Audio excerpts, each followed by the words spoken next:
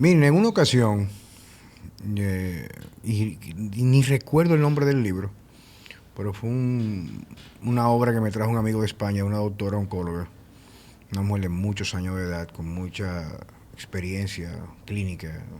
No recuerdo bien ni siquiera el nombre. Incluso esa frase que voy a decir ahora la utilicé en unos talleres que yo daba sobre la alimentación y prevención de enfermedades, que decía que el cáncer es la enfermedad que va a salvar el mundo. Cuando descubramos que la única manera de abordarlo es a través de la prevención real, no necesariamente del hallazgo temprano para el tratamiento posterior. Decía ella eso en ese libro.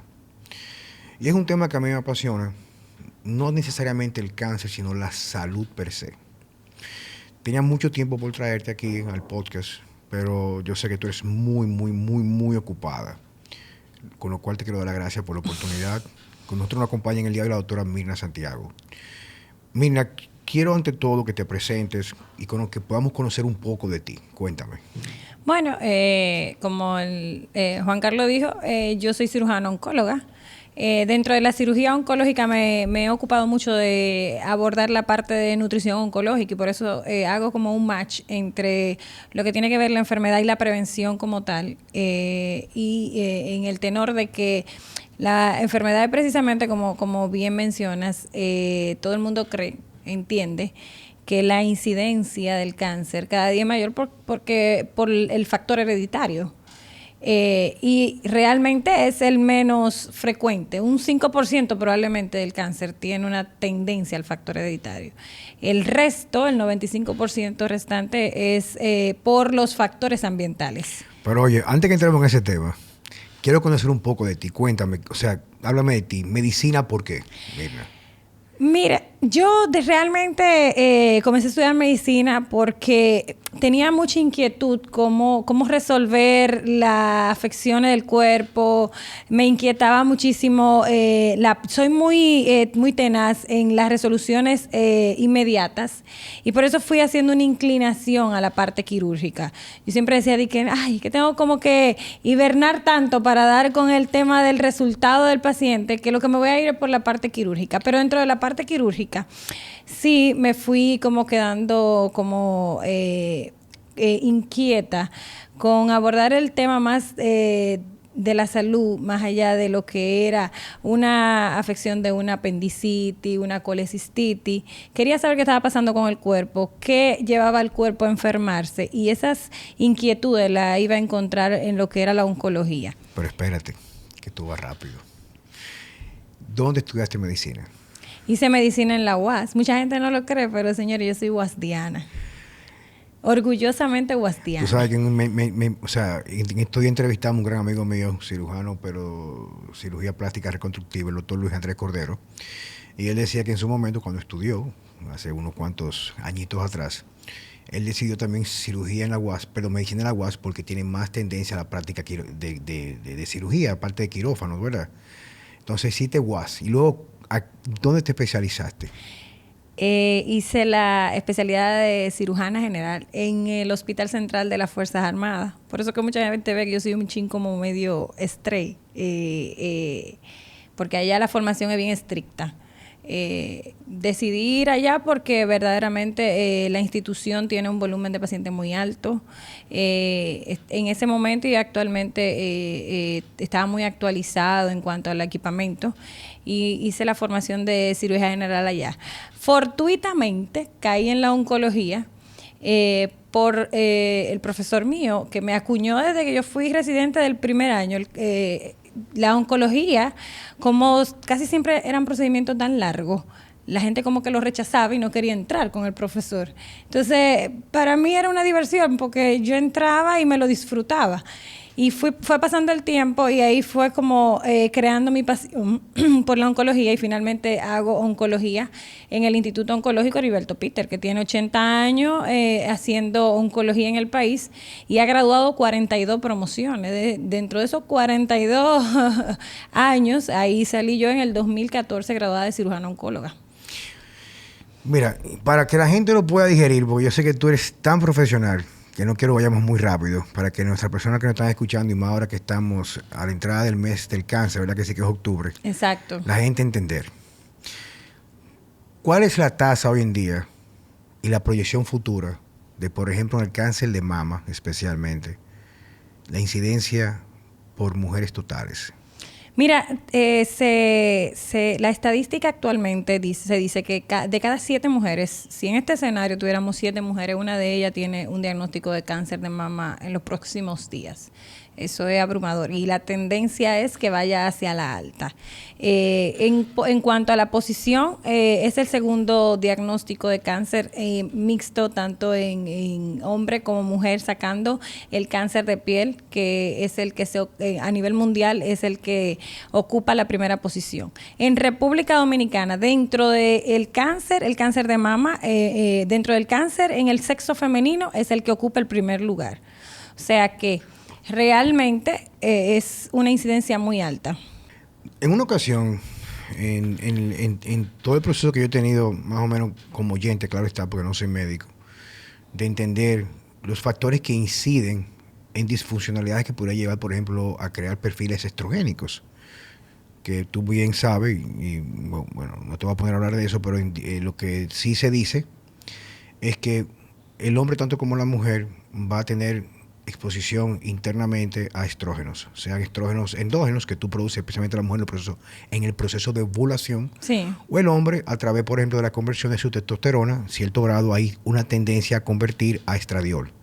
Pero también están los estrógenos ambientales, que son moléculas que tienen mucha afinidad con los receptores estrogénicos, donde quiera que el cuerpo necesita estas hormonas para expresarse. En la mujer, por ejemplo, en el tejido mamario, en el útero. En el hombre, por ejemplo, en las gónadas, usualmente podría ser también en la próstata, etcétera. Y también en el tejido mamario, que el cáncer mamario en hombre, que tengo entendido es una nueva enfermedad en las últimas décadas. Un 1%, pero sí existe. Sí existe. Entonces, yo entendí en un momento, estudiando, claro, yo leyendo e investigando, que uno de los factores que incidían mucho más en el incremento, que sabemos que es multifactorial, no lo podemos abordar de un solo ángulo, pero el incremento de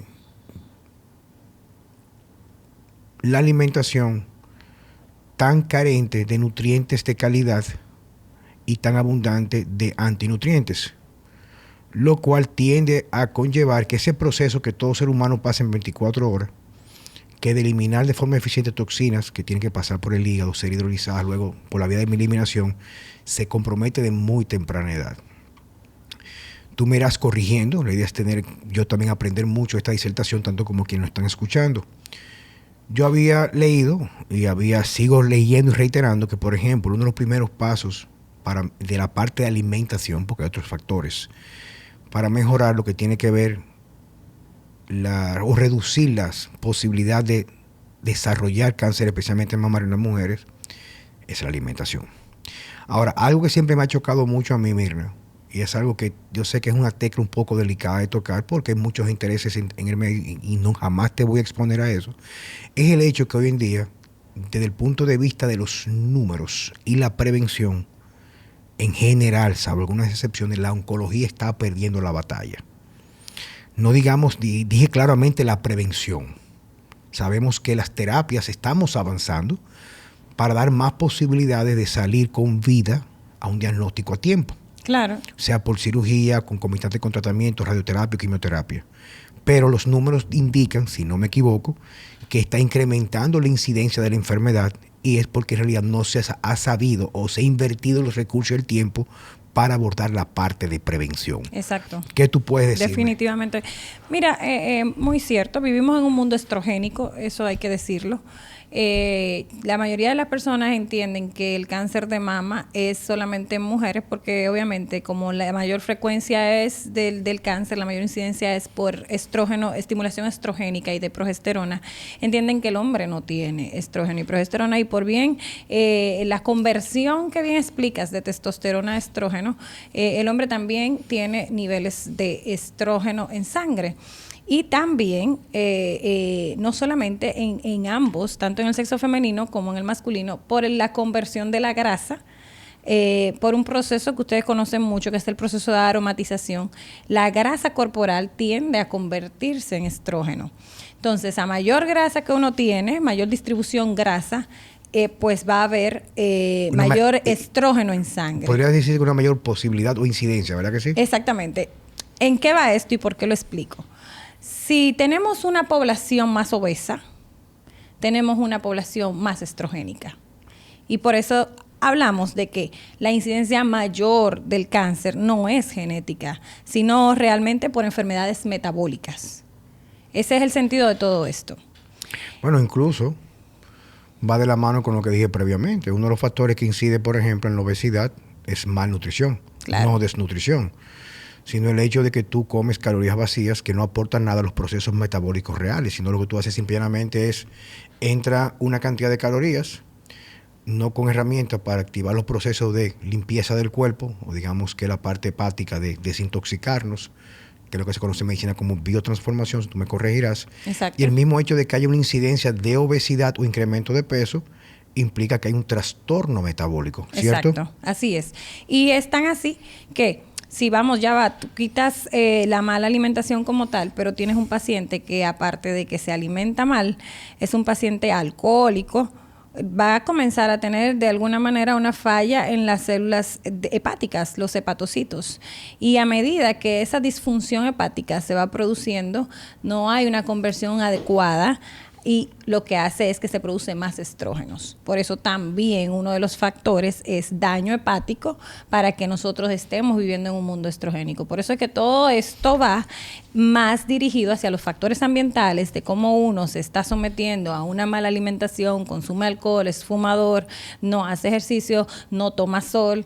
Todos esos factores influyen en que actualmente, como bien dices, la oncología como enfermedad te esté ganando un campo muy amplio y la incidencia sea mayor, y nos hayamos desenfocado en lo que es la parte de la prevención, pero que a medida que hemos tenido más pacientes diagnosticados con cáncer, estamos haciendo una revisión. ¿Qué está haciendo todo el mundo? Una revisión en qué pasó, qué abandonamos, que esto está aumentando, qué estamos haciendo mal. Fíjate que, por ejemplo, como tú bien dices, actualmente la medicina se abrumó, fue en sacar al mercado muchísimo quimioterapéutico y cada día son más costosos, cada día estamos estudiando cómo que vamos a matar las células tumorales y volvimos a lo que hace años era el tratamiento oncológico, que era la inmunoterapia.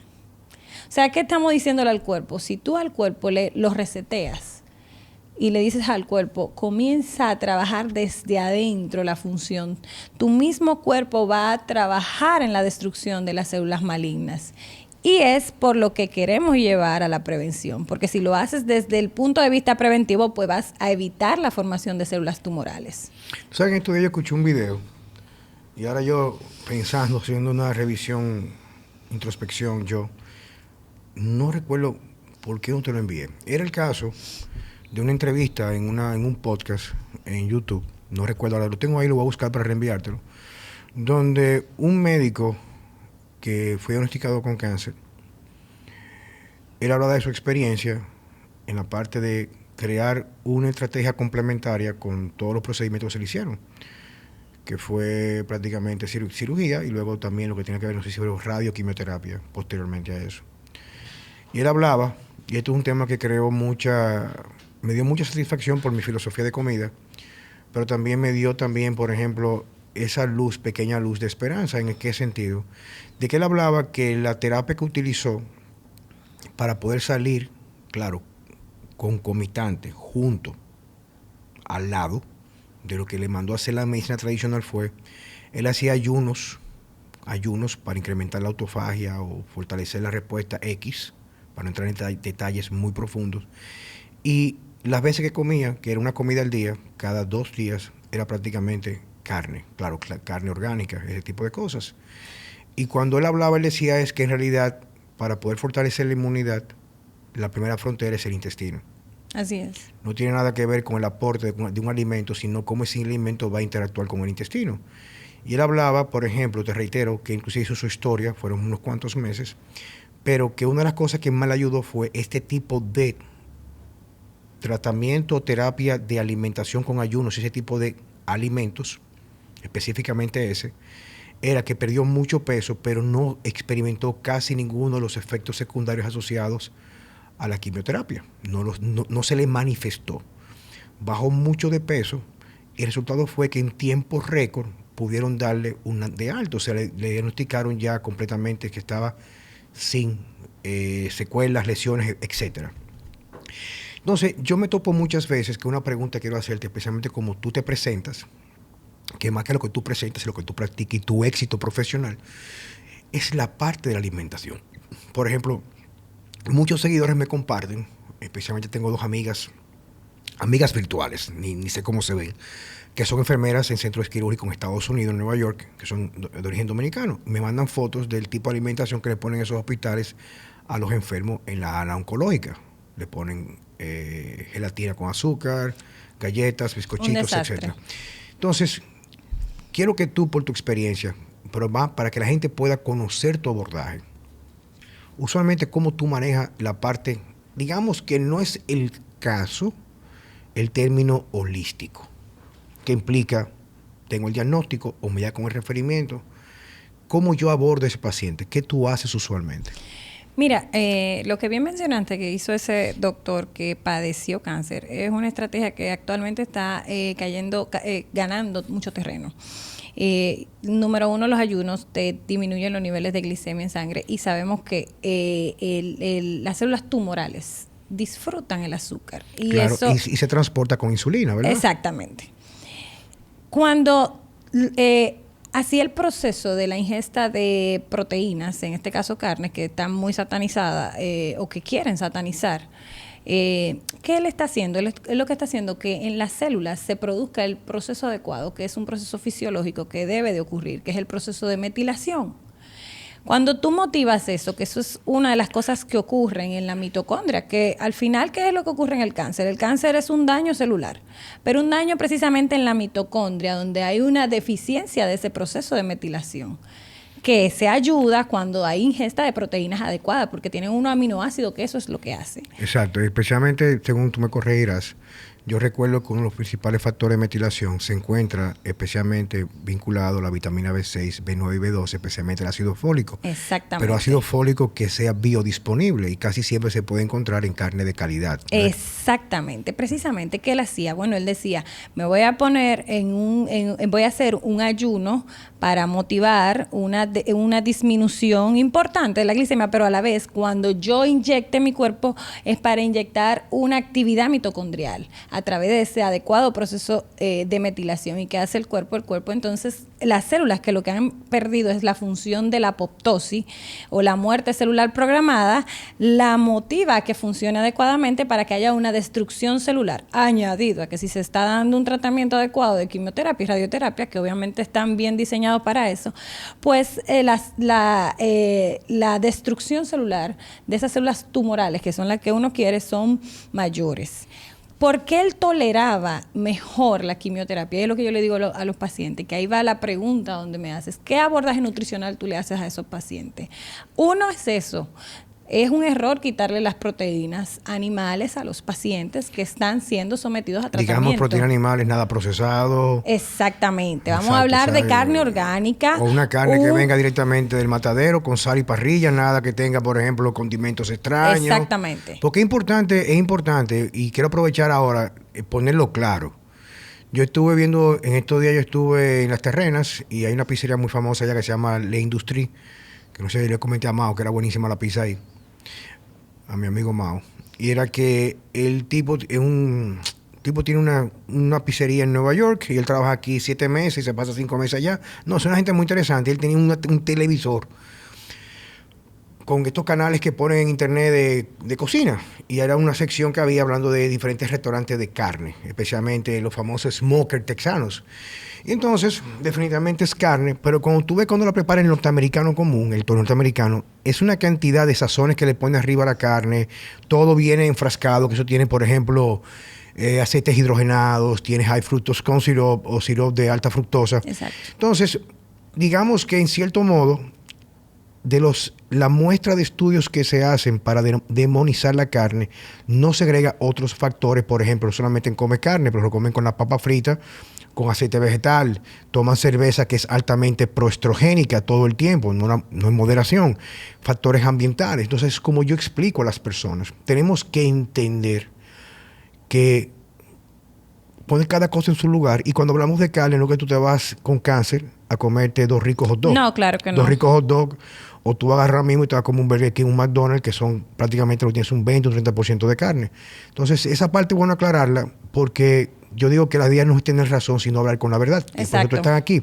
Entonces, decía sobre la carne. No, precisamente eso. Y el media que se le ha hecho a la carne deleterio ha sido básicamente en función a ese tipo de carne procesada, que obviamente no es de la que estamos hablando. Estamos hablando de una carne orgánica, adecuadamente seleccionada, con una adecuada preparación. Y en el caso del paciente, por ejemplo, sí, nosotros hacemos una disminución en pacientes que tienen enfermedades digestivas, precisamente de la cantidad de carne roja adecuada que consumen. No es que se la suspendemos, no suspender, porque inmediatamente lo que le dicen es suspenda la carne. No, nosotros tratamos de orientarlo. Mira, tú puedes consumir tu carne bien seleccionada. Yo incluso le digo una palabra textual a los pacientes. En la única carne que tú vas a hacer una inversión adecuada es en esa carne roja. Compra una muy buena carne roja para que tú sepas que lo que estás llevando a tu digestión es favorable. Se le ponen aproximadamente 12 gramos a la semana de carne roja añadido a las otras carnes, carne blanca de su selección. Para 12 onzas. 12 onzas, que no sea una suspensión total durante el proceso del tratamiento, que normalmente lo que hacen es que la suspenden. No debe ser, por lo que expliqué del proceso de metilación. Incluso sabemos que una adecuada alimentación que te hace, cuando tú estás dando un tratamiento de quimioterapia, la quimioterapia normalmente abre la barrera intestinal y ese paciente se infecta muy rápido porque los microbios, los microorganismos que no son los que nosotros queremos, ellos atraviesan de forma fácil la barrera intestinal. Cuando tú haces una selección adecuada de alimentos, ya sea proteínas, ya sea legumbres, yo le digo de todos los colores, comienza a consumir legumbres de todos los colores, tu lechuga, para que esa barrera intestinal cierre. Y los quimioterapéuticos no te la mantengan permeable para que no te haga daño, que son los pacientes que comienzan a tener náusea, vómito durante el proceso del tratamiento. A medida que tú tienes esa barrera intestinal cerrada o semipermeable, porque ya no es cerrada totalmente, sino semipermeable, esos microorganismos no van a cruzar, pero tampoco la quimioterapia te va a causar tantos efectos, tanta sintomatología. Y ahí va lo que es llevar una adecuada nutrición. Los procesados, las harinas y los azúcares deben de ser suspendidos en su totalidad. Pero, señores, no es un paciente oncológico. Ese discurso no es para un paciente oncológico. Eso es para la totalidad de todos nosotros. Los seres humanos. Exactamente. Es volver a los alimentos, volver a la naturaleza, a comer carne, a comer tubérculos bien seleccionados y a comer legumbres bien seleccionadas. Eso es. Mira, hablemos no tanto ya. Mira, yo lo que quiero es dar herramientas a las personas que nos están escuchando en este mes del cáncer. Y ya quienes me han seguido tienen más o menos tienen una idea de mi filosofía, que es mi experiencia de vida en la parte, con lo que yo hago con la parte de nutrición y dietética, los años, los estudios, es que eso no importa. Pero te comentaba antes de comenzar a grabar, de que he visto algunos casos, y tengo un caso cercano, muy cercano en estos días, hablamos un par de semanas atrás, de una persona que hace de forma rigurosa su chequeo de mamografía y visita al ginecobstetra, ¿verdad? Y resulta que remueve unos implantes 4 meses después de su última mamografía, que estaba perfecta.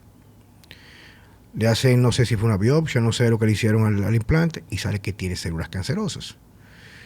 Y la respuesta que dice el médico es, bueno, en algunos casos no se muestra un cáncer mamario lo ubicado en la mama de la mujer por la mamografía, pero no lo podemos decir mucho porque entonces pierde credibilidad la prueba, que yo sé que también en algunos casos también da un arrojo positivo por imagen. ¿Qué me puede decir eso? Porque la idea no es solamente discutir esto, sino qué herramientas para una temprana detección toda mujer u hombre debería de emplear. Ok, bueno, o solicitar a sus médicos. Exacto. Por debajo de los 40 años, una sonografía es la indicada porque la densidad mamaria está más aumentada. ¿Qué quiere decir eso? Hay más glándula que grasa en esa distribución mamaria. Por encima de los 45, por encima de los 40 años, se debe de agregar la mamografía. ¿Qué pasa, por ejemplo, en ese caso? Toda paciente que sea sometida a un cambio de implante debe de hacérsele y documentársele una biopsia de la cápsula donde vivía ese implante para identificar si hay células o no que estén haciendo transformación. Muy probablemente el tipo de cáncer que puede ser que esté desarrollando esa paciente, que ya sea que esté en etapa muy temprana y no haya podido ser identificado por una mamografía, quizás necesitase de estudios un poquito más profundos, que son las resonancias magnéticas o mamografías contrastadas, que muy bien están indicadas en esas pacientes que no hacen un cambio adecuado mamario y se mantienen, que por ejemplo, lo que nadie quiere, pero es lo que debe de pasar, que después de los 45 años los senos pendulen y se te caigan los senos. Esas pacientes que todavía a los 45, 50 años mantienen unos senos muy, muy fijos, normalmente no hacen un cambio mamario adecuado. No lo hacen. No lo hacen. Y son donde esas pacientes son la de atención, porque esas pacientes tú tienes que indagar con estudios adicionales, una resonancia magnética. Vamos a ver si entiendo. Ajá. Yo como hombre, ¿verdad que sí? Ajá. Una mujer normal que no vaya al cirujano plástico, si a los 40 años, por ejemplo, el seno se le cae, tiene menos probabilidad de desarrollar cáncer mamario. Sí, claro, porque la distribución glandular, la glándula se pone más pequeñita. Ya ella, luego de que va entrando en el proceso de menopausia, la glándula comienza a atrofiarse. Y lo que tiene circulante, pues, es grasa. Ya tiene menos tejido mamario. Que es donde podría en realidad haber una interacción con los estrógenos. Exactamente. Para facilitar un cáncer. Exactamente. Okay. ¿Qué resulta? Que hay otra cosa por la que se le hace biopsia a esas cápsulas cuando se retiran implantes. Hace muchísimos años sacaron unos tipos de implantes que tenían una estructura rugosa que motivó a cáncer de mama, y está bien descrito, que era un tipo de cáncer que se llama linfoma. Ajá. ¿Ok? A partir de ahí, toda paciente que tenga más de 10 años con un implante mamario debe de hacérsele una biopsia de cápsula para identificar si ese implante no era de ese grupo de implantes que causaron un linfoma en la mama, ¿ok?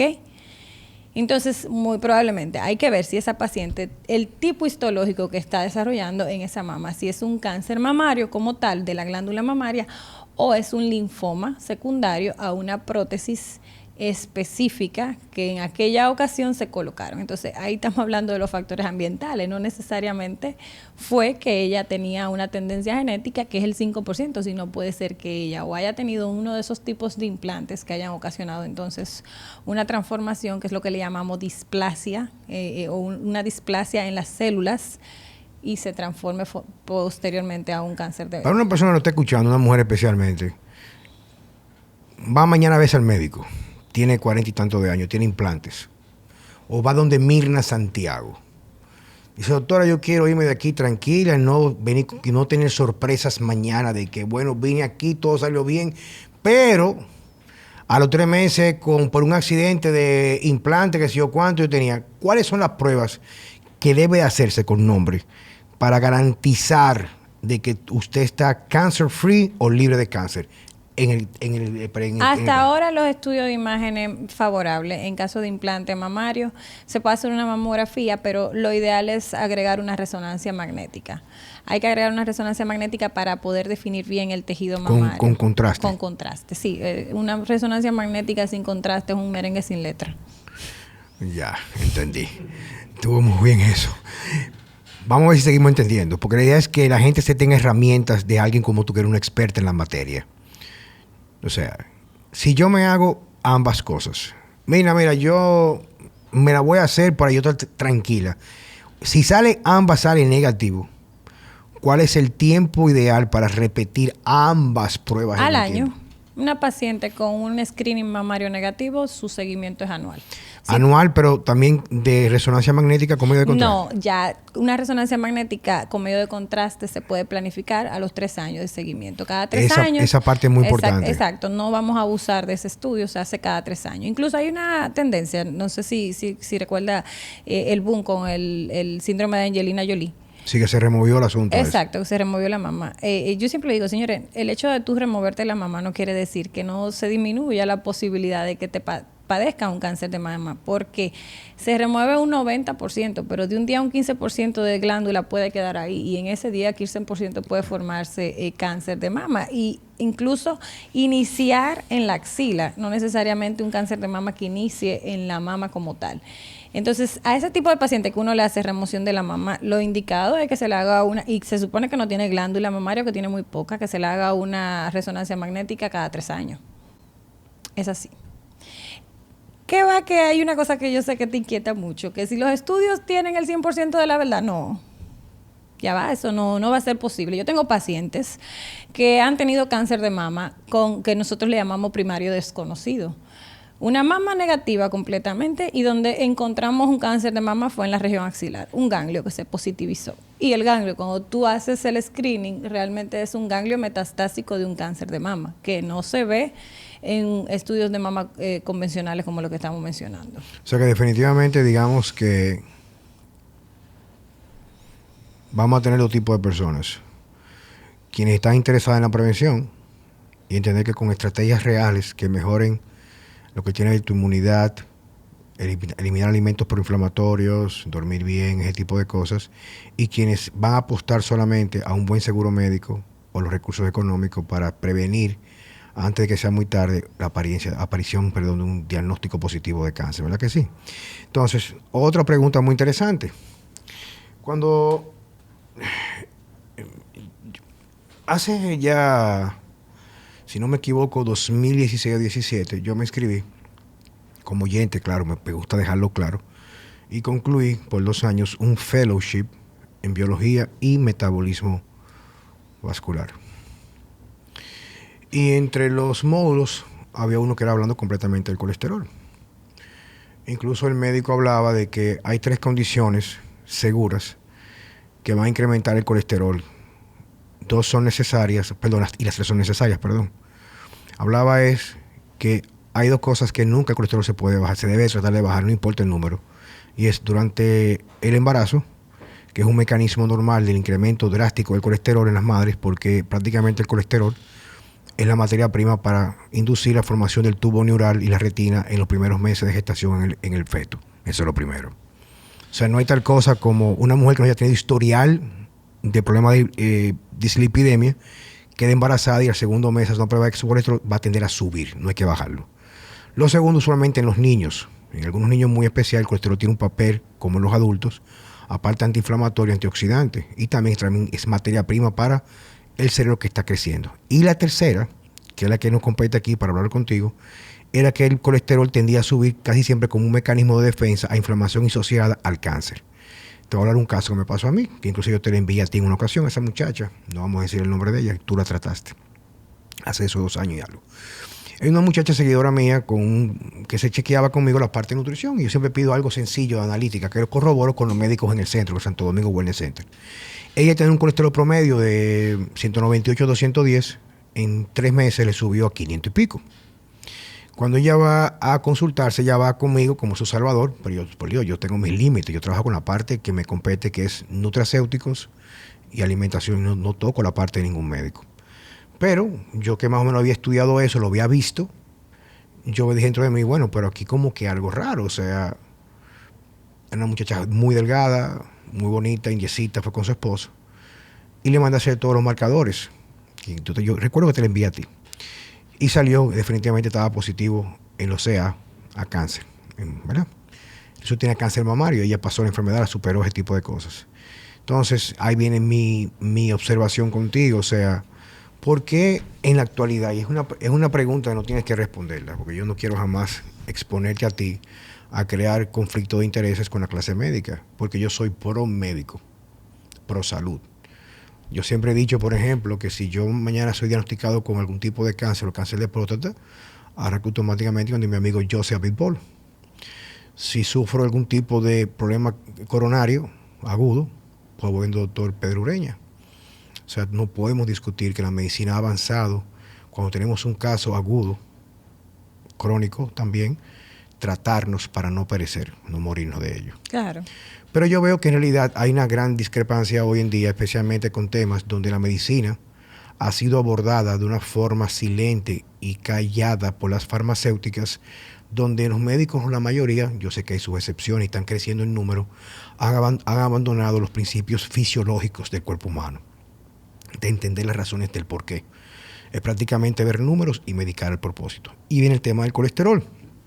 Por ejemplo, es normal ver a cardiólogos, hay unos cuantos que ya no abordan el colesterol total. La idea es que mientras más bajito, mejor. Pero ninguno te puede garantizar de que tú no tengas un episodio coronario, un infarto de miocardio, etc. Pero ahí están los números, los estudios. Y hay, por ejemplo, médicos como el doctor José Joaquín Puello, que subió un estudio en una publicación y la tiraron, se volvió viral diciendo que era un asesinato prácticamente a una persona de edad bajar el colesterol por debajo de 225, porque lo dejaba prácticamente en la esquina de sufrir Alzheimer. ¿Me entiendes? Ese tipo de cosas. Exacto. Entonces, ¿cuál sería el abordaje? Porque yo sé que, reitero, hay muchas personas que van a comenzar a cuestionar lo que han recibido de sus médicos cabecera. Y no es asunto que abandonen a sus médicos, porque hay una historia de empatía entre la relación paciente y médico. ¿Cuál sería el abordaje de estos pacientes a decirle, doctor, pero yo quisiera verificar tal cosa? O sea, ¿cómo un médico, tú como médico, un paciente debería abordar a su médico? ¿O buscar una segunda opinión facultativa? ¿O tratar de hacer un cambio de perspectiva de ese médico? No sé cómo tú... No, yo pienso que la medicina cada día tiene una mayor incidencia en un manejo multidisciplinario. Y bien tú dices, por ejemplo, en ese caso de esa paciente, nosotros la manejamos juntos. Y debe de ser así. Hay cosas que, por ejemplo, tú manejas de la dietética que me favorecen muchísimo con mi paciente y yo no tengo ese conocimiento y esa pericia que tú tienes para quizá manejar o adecuar unos niveles de hipercolesterolemia o llevarlos a los niveles adecuados, porque a veces, ¿verdad?, exageramos, sometemos a medicamentos excesivos que a la larga pueden crear cáncer de páncreas y no queremos decirlo. Y quizás haciendo modificaciones que son reales en la dieta, la paciente puede modificar sus niveles de colesterol en sangre. Yo pienso que a cada quien se le debe dar su parte. Nosotros no podemos ser todólogos. Yo manejo oncología, yo soy más, quizá un poquito más profunda en la parte de lo que son los químicos que actualmente se están utilizando. Yo soy muy quirúrgica porque es lo que más manejo, es mi área, es mi fuerte. Pero a todo esto nosotros tenemos que dar la parte de la nutrición. Si nosotros seguimos dándole la espalda a lo que es la nutrición en el paciente en general, pero sobre todo en el paciente oncológico, tú vas a tener un paciente que eventualmente tú recuperaste hoy y en 5 años tiene una recaída. Yo que manejo mis redes sociales, yo siempre pongo eso. Pregúntale al paciente si está dispuesto a cambiar las cosas que lo enfermaron, porque si no, tu trabajo va a ser en vano. Eso es un abordaje precioso. O sea, esa pregunta que tú acabas de hacer debe ser todo. Exacto. Porque tú vas a tomar decisiones en función a lo que el paciente está supuesto a asumir o no. Tú sabes que en una ocasión el doctor Víctor Jordi Matos me dijo a mí, Juan Carlos, mira, yo fui diagnosticado hace ya unos 4 años con hipertensión, pero no una hipertensión, digamos que peligrosa, aunque no hay niveles de hipertensión buenos, porque la hipertensión causa mucho daño, especialmente al glicocálice arterial, etc. Bueno, muchas cosas, no son temas de ahora. Y él me dijo, ¿tú estás dispuesto a hacer? Porque yo trabajaba mucho y dormía poco. Entonces tenía una respuesta prácticamente y me recetaron beta bloqueadores por mucho estrés, mucha adrenalina. Y me dice, oye, tú tienes las herramientas para poder curarte, pero no implica solamente la parte de alimentación, la parte de descanso, la parte de tú tener más calidad de vida desde el punto de vista de más tiempo para ti, menos estrés, tú trabajas demasiado horas. Entonces es mejor tú medicarte para no permitir que esa hipertensión sea a nivel grado 1 ni grado 2, no recuerdo cuánto era, pero tampoco era algo para internarme ni hacerme una multifarmacia o polifarmacia con varios medicamentos. Me dijo, es mejor tú controlarla ahora para que cuando tú tengas la oportunidad en un futuro y una vida mucho más tranquila, quizás hacer el intento bajo la supervisión del médico para dejar el medicamento. Y fue lo que me dijo él, Mirna. Y es lo que tú estás diciendo ahora mismo. Esa pregunta a mí me encantó. O sea, lo que tú le abordas al médico, al paciente. Toda enfermedad, dice Mark Hyman, a un 85-90%, el cáncer va muy vinculado a lo que comemos. Así es. Y en muchos casos, si abordamos de la forma correcta, con la verdad de la alimentación, puede ayudar inclusive que el tratamiento concomitante luego del diagnóstico sea mínimo para un resultado favorable. Así. Entonces, esa parte, como tú dices, o sea, tú tienes que estar en la capacidad de decidir si tú lo vas a hacer, porque no es un compromiso a medias, es total o nada. Entonces, si tú en realidad no vas a hacer tu tarea con la parte de alimentación, definitivamente hay que ir completamente por lo convencional. Si tú vas a ayudarme con esta parte, tienes el compromiso, pues entonces yo como la parte convencional, la parte artística de la medicina, en función al resultado voy modificando lo que yo planifiqué, me imagino, ¿verdad que sí? Claro. Entonces, viene otra pregunta muy importante. ¿Cuál es el futuro de la oncología? ¿Hacia dónde vamos en realidad con la oncología? ¿Qué tú puedes ver? Pero me gusta muy aterrizado aquí en República Dominicana. No, nosotros estamos muy bien. República Dominicana, la gente cree que no, pero que hay que coger un avión para atenderse con la parte oncológica, pero nosotros vamos muy bien. Pero en sentido general, la parte de la oncología va está retrocediendo en cuanto, se está reinventando en cuanto a el tratamiento. Y fue lo que te dije en inicio, estamos volviendo a la inmunoterapia. Y eso es muy importante. ¿Qué es inmunoterapia? Explícame. Precisamente eso, ¿Cómo se hace? ¿Qué tú abordas? ¿Qué tú utilizas? Son medicamentos que activan directamente las células humorales, las células que uno tiene, que van en defensa del cuerpo, que son las que se bloquean. El cáncer lo que hace es que te pone una barrera. Y esas células humorales, que son la defensa, que son las que tenemos, por ejemplo, si te ocurre cualquier virus, cuando ocurrió el tema del famoso virus de la pandemia, esas células que comenzaron a hacer falta para reaccionar porque tú tenías deficiencia de vitamina D, porque comías mal y te enfermaba quizá más grave que otro, esas células son las que vamos a otra vez a activar con ese tratamiento inmunológico. Es a motivar al cuerpo que sea él el que actúe como tratamiento hacia ese bloqueo de las células tumorales, las células puedan morir. Lo que ellas están haciendo, que están evitando la apoptosis, las células humorales, a través del tratamiento de inmunoterapia, van a motivar a que ocurra la apoptosis celular de las células malas. Más o menos de eso se trata.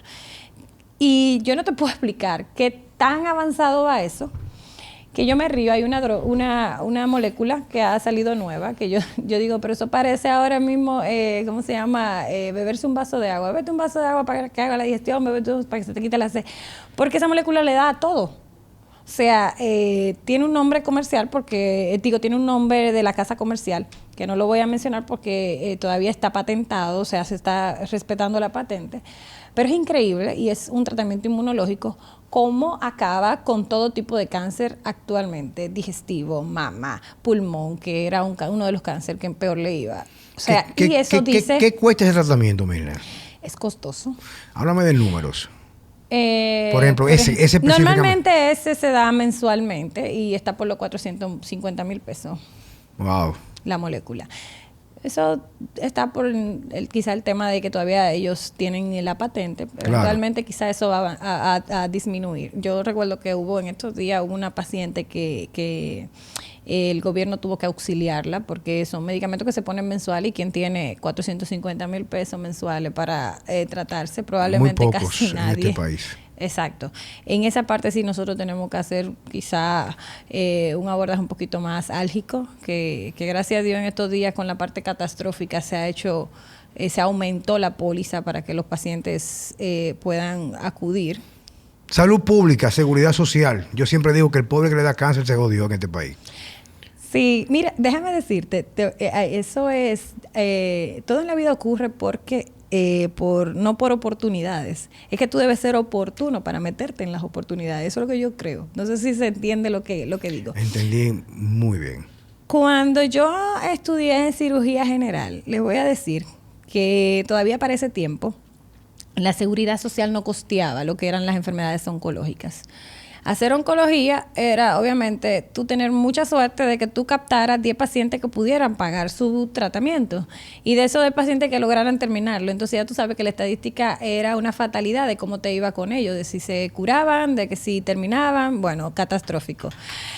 ¿Qué yo vi en aquel momento? Bueno, que entraba la seguridad social y yo dije, cónchale, mira, va a entrar la seguridad social. Es muy oportuno que yo entre a la oncología porque muy probablemente va a haber un gran público que va a poder tener un tratamiento oncológico. Yo te voy a decir algo para que tengas una idea. En Centroamérica, por ejemplo, hay muy pocos países que tienen más de 2 centros de radioterapia, quizá 1, y del nivel poblacional mayor que el de nosotros, lo supera quizá 3 veces. Aquí en República Dominicana hay muchísimos centros de radioterapia, muchísimos centros oncológicos. La oncología está muy disponible, ¿pero por qué? Porque sí, realmente la seguridad social entró y la posibilidad de tú darte un tratamiento de oncología ya es posible. Entonces, no estamos tan mal, ¿eh? No, dentro de la realidad mundial, vamos muy bien. Deberíamos estar mejor.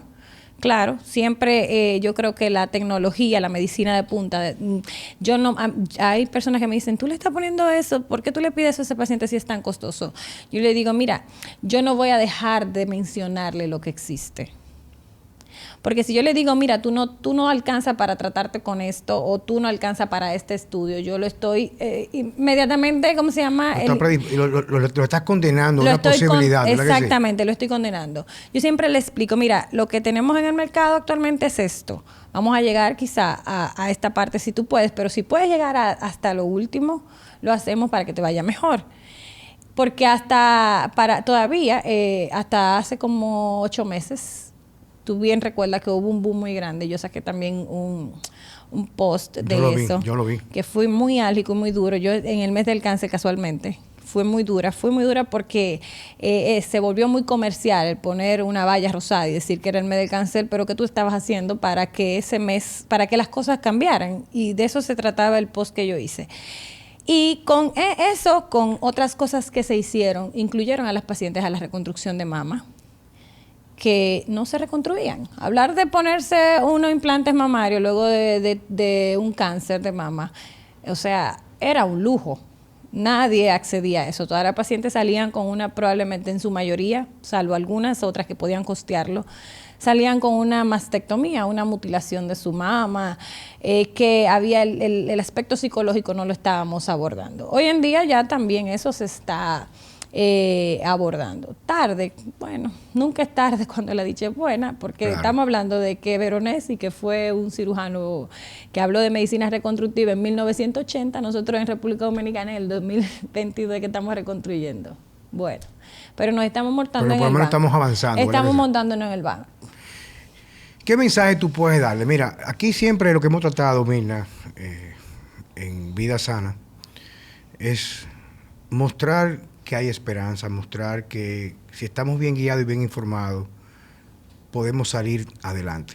Que casi siempre una de las principales cosas que conlleva a malas decisiones es la mala información o la desinformación. ¿Okay? ¿Qué tú recomiendas a toda persona que nos está escuchando, especialmente las mujeres o todo el mundo? Porque todo el mundo hoy en día tiene los números jugados, uno más que otro, para poder saber algún tipo de cáncer. ¿Qué tú puedes recomendar en enfoque lo que tú quieras hablar de prevención, tratamiento, diagnóstico? Bueno, álgicos somos mucho en el mes del cáncer de mama, que no solamente la autoevaluación. La autoevaluación es un complemento de los estudios de imágenes y nosotros la exhortación es que vaya, acuda periódicamente a hacerse sus estudios de imagen, que está por encima de una autoevaluación. Y que tratar de volver a consumir los alimentos adecuados es la idea. Salir del sedentarismo, comenzar a incluir dentro de su vida ejercicios. Para mí yo soy muy elocuente en lo que hago, en lo que comento y en lo que practico, y tú bien lo sabes. O sea, yo me preocupo mucho por comer bien, por ejercitarme, y eso se lo transmito a mis pacientes. Digamos que ser coherente, ¿verdad que sí? Exactamente, soy muy coherente en esa parte. yo pienso que de los vicios todos, incluyendo la famosa juca, que la gente cree que eso no es un vicio, pero tengo más pacientes ahora enfermos por la juca que por otras cosas. Tratar de alejarnos de todos. Y llevar una vida lo más, respetar el templo que nos dieron. Esto es un templo. Cuerpo. Exacto, esto es algo que nosotros tenemos que respetarlo.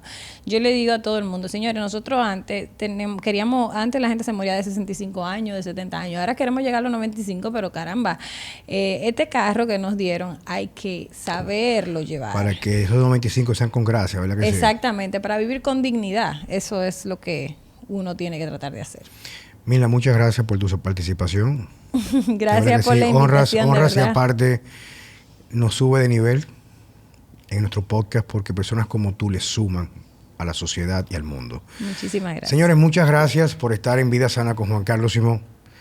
Es un podcast muy importante, casi todos lo son, pero este es especialmente dedicado al mes del cáncer y que sabemos que el cáncer va a tocar muchas puertas, pero siempre existe la posibilidad de no abrirla. Con sus decisiones, sus hábitos y sobre todo con informarse de forma correcta qué hacer en realidad para prevenirlo. Esta es la parte más difícil porque vivimos en la era de la desinformación. Hasta pronto.